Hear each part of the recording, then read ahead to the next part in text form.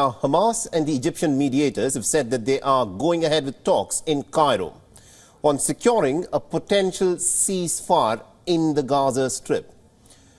Now, Israel has decided against sending a delegation as Washington has pressed again for a truce, the release of hostages and also a plan to stop the humanitarian catastrophe. The ceasefire talks are being billed as a final hurdle on the way to securing a ceasefire during the month of Ramadan that begins on probably the 10th or the 11th of March. Now, Israel has declined to comment publicly on the talks that are being held in Cairo. Two Egyptian security sources have said that mediators were in touch with the Israelis, allowing negotiations to continue, despite a no-show by the Israelis. A Palestinian source close to the talks has said that the discussions remain very uneasy, with Israel sticking to its demand for only a temporary truce. That is to say that the war will not end, but there could be a brief military pause. This is what Israel wants to negotiate on, and not an end to the war at the moment. Now, Hamas is seeking assurances that the war would not start again. The Biden administration has stated that a temporary ceasefire is essential for a hostage deal and has urged Hamas to accept the terms that are currently on offer by the State of Israel. Now, in a sign of strain between Washington and the Israeli Prime Minister Netanyahu's right-wing government, Vice President Kamala Harris on Monday hosted Benny Gantz. The administration said in a statement that Harris had discussed the urgency of achieving a hostage deal and also expressed some deep concerns about the humanitarian conditions in the Gaza Strip. Benny Gantz is a long-time rival of Netanyahu, who joined his war cabinet in a national unity pact at the beginning of the war. Netanyahu has not been invited to Washington since returning to office a year ago. The White House National Security spokesperson John Kirby said that the United States still hopes to conclude some kind of a brief military pause in exchange of hostages by the beginning of Ramadan, but Hamas has so far not agreed for it. The proposal envisions a truce of about 40 days, during which Hamas will have to free about 40 hostages in return for about 400 Palestinians who at this moment are held in Israeli prisons. Israel will have to pull back from some of the areas. More humanitarian aid will be allowed into Gaza Strip, and residents will be permitted to return home. But the deal does not appear to address the key demand of a permanent end to this war, nor does it resolve the fate of more than half of the remaining hostages.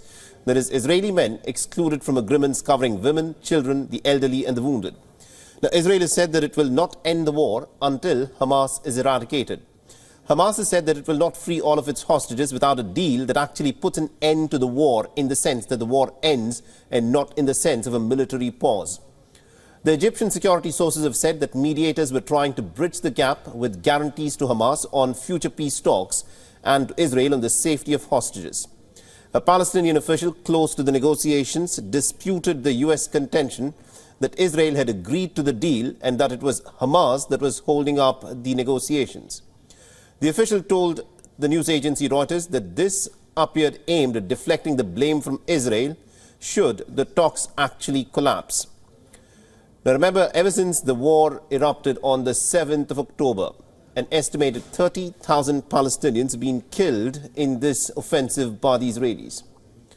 On Monday, a team of United Nations experts reported that there were some reasonable grounds to believe sexual violence, including rape, had happened during the attacks. Now, since the 7th of October, Israel has sealed off the Palestinian enclave. That is, it has effectively put Gaza under a siege. It has stormed most of its towns and has pounded it from the sky with American weapons. Palestinian authorities say that more than 30,000 Palestinians have been killed.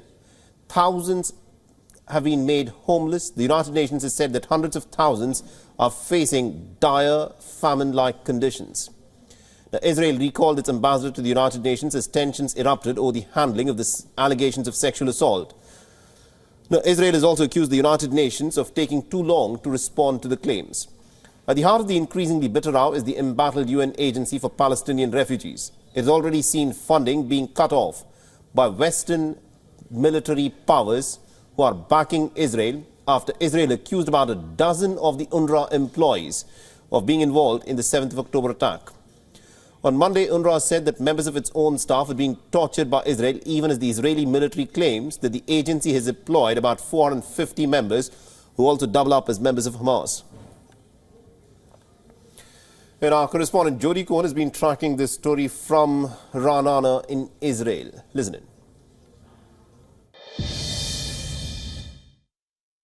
Hamas has said they don't know how many of the 134 Israeli hostages are still alive. This comes as the UN Commission published their report confirming Hamas's use of rape, gang rape and sexualized torture during Hamas's 7th of October attack on Israel. The Commission said it believes Hamas is continuing to abuse the hostages, and the US has called on Hamas to accept a temporary ceasefire by Ramadan.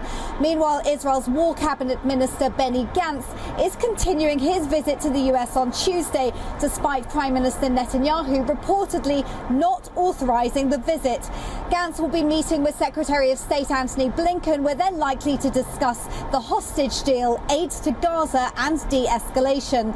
This comes as US envoy Amos Hochstein visited Israel and Lebanon on Monday, on the same day as one Indian worker was killed and 2 injured by Hezbollah strikes on Israel. Hochstein said he is hopeful about efforts to restore calm. This is Jody Cohen for WION World is One. WION is now available in your country. Download the app now and get all the news on the move.